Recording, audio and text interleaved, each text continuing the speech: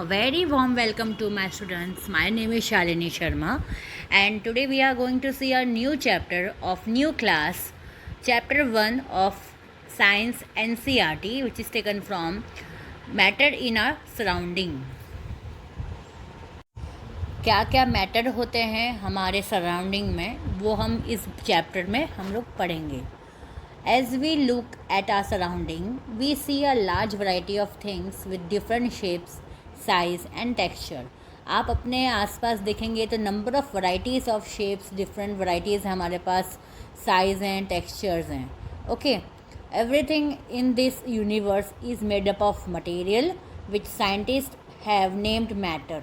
जितनी भी यूनिवर्स में चीज़ें हैं, everything, every small non living, living things, what ever it could be, सारी चीज़ें हमारी मटेरियल से बनी होती हैं एंड साइंटिस्ट ने उनका नाम रखा है matter.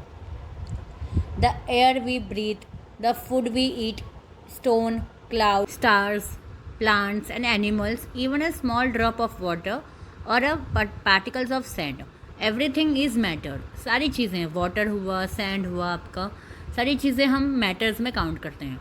We can also see as we look around that all the things mentioned above occupy space and have mass. In other words, they have both mass and volume.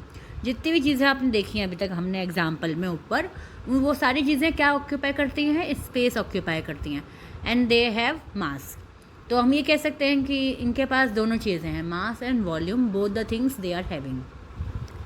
Since earlier times, human beings have been trying to understand their surrounding.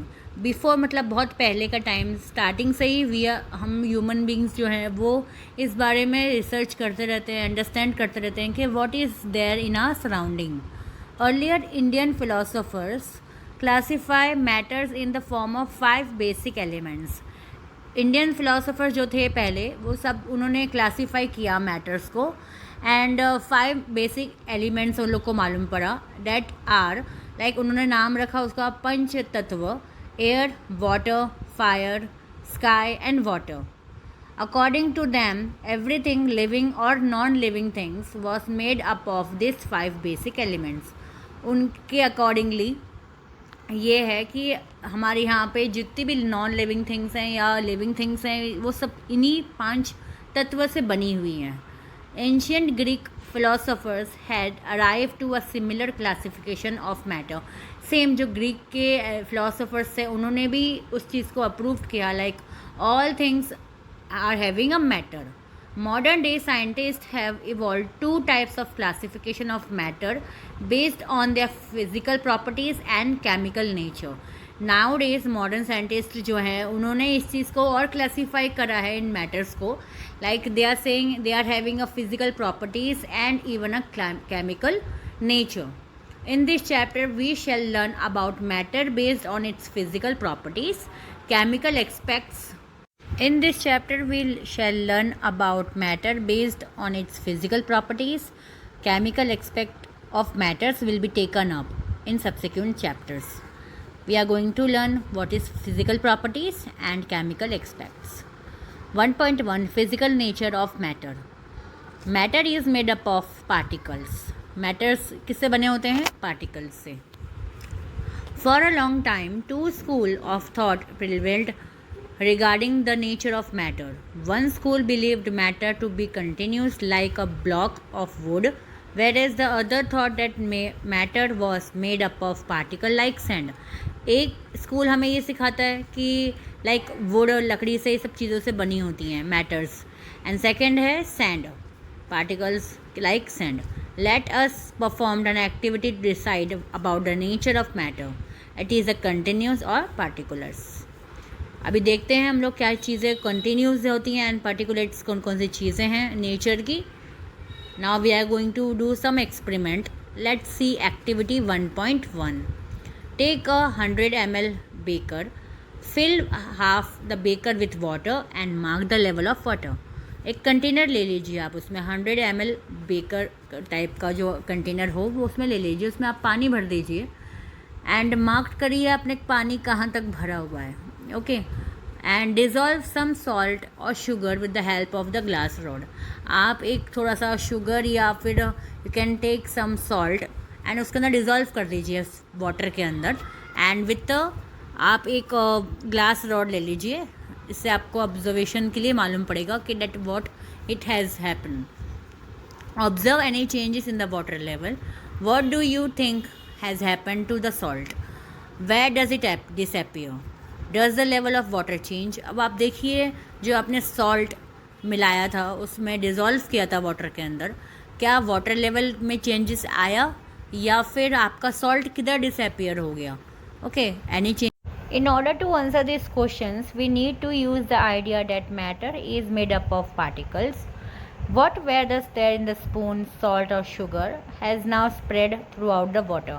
This is illustration figure 1.1. अगर आप देख सकते हो example यहाँ पे दिया हुआ है, यहाँ पर वाटर एंड सॉल्ट को कैसे वो लोग ने डिज़ोल्व करके एक इक्वेशन बनाया है।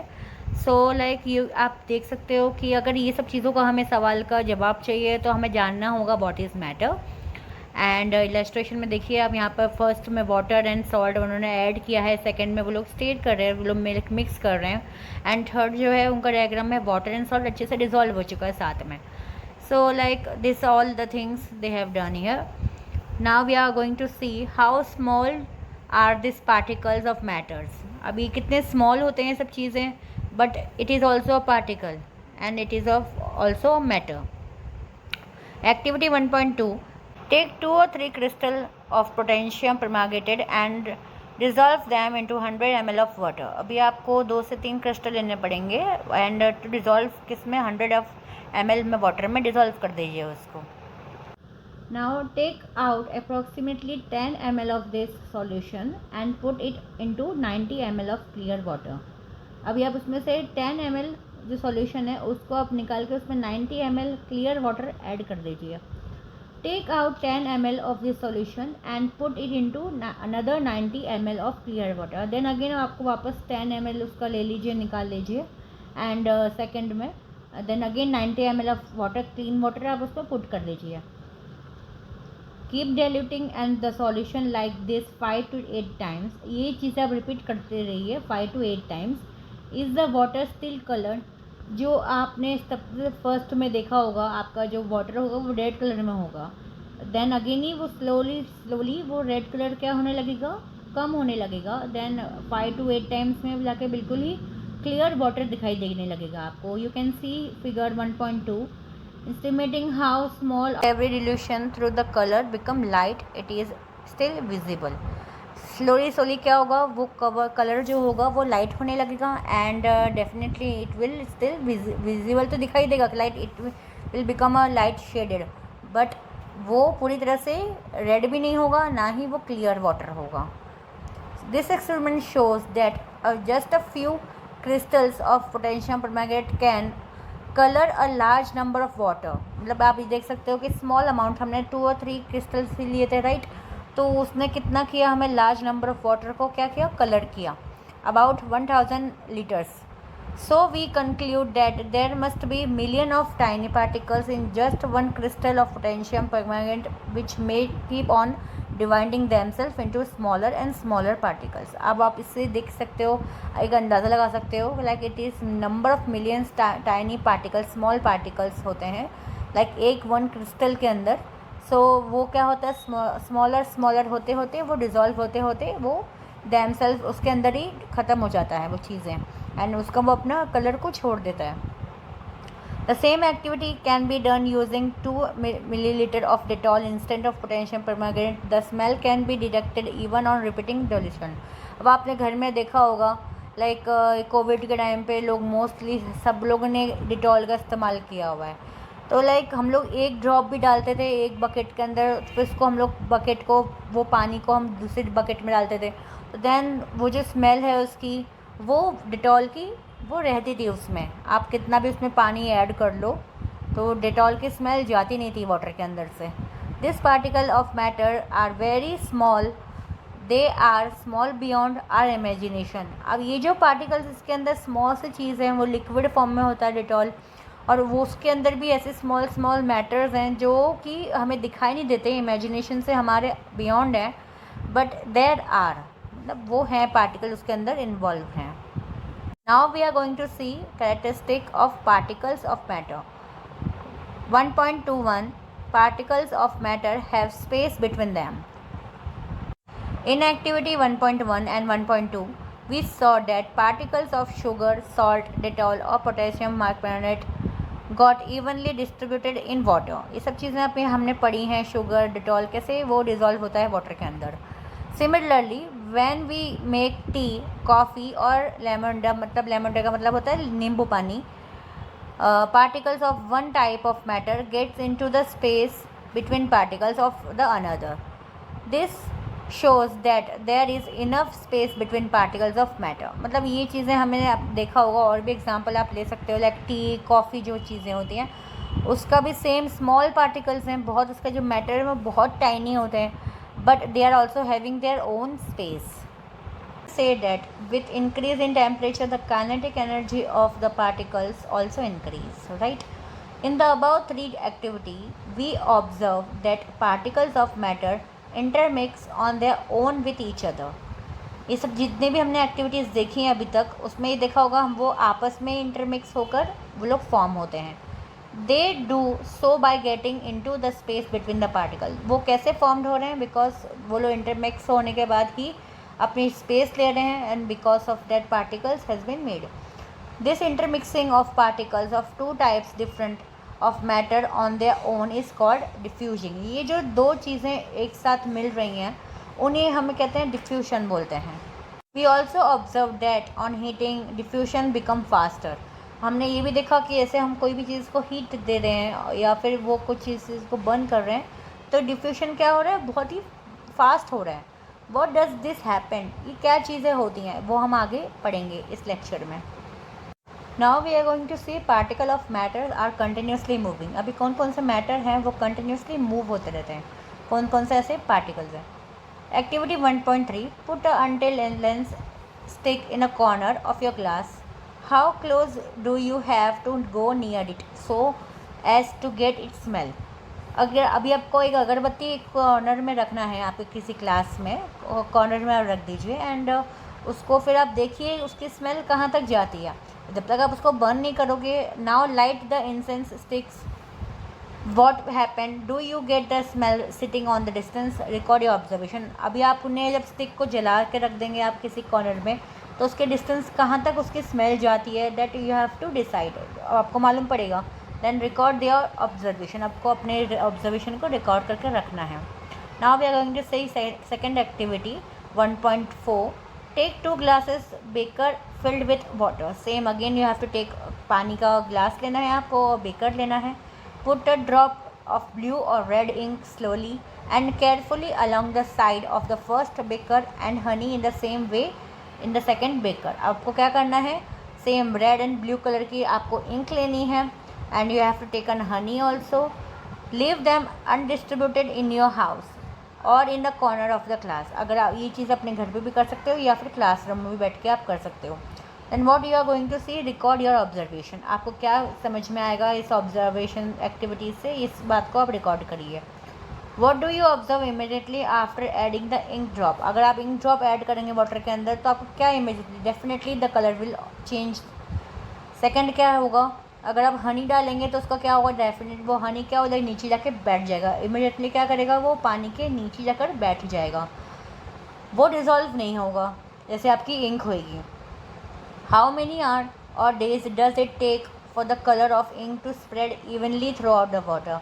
कितने आवर्स या डेज लगेंगे वो उस इंक को स्प्रेडली इवनली बिल्कुल वाटर के अंदर मिक्स होने के लिए? तो इस चीज़ को आप रिकॉर्ड करिए अपने एक्टिविटीज़ को.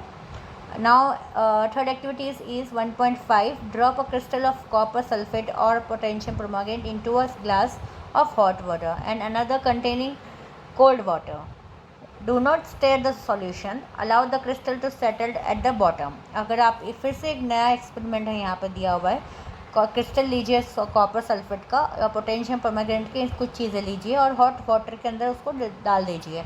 एंड सेकेंड है एक को हॉट में एक को कोल्ड वाटर में.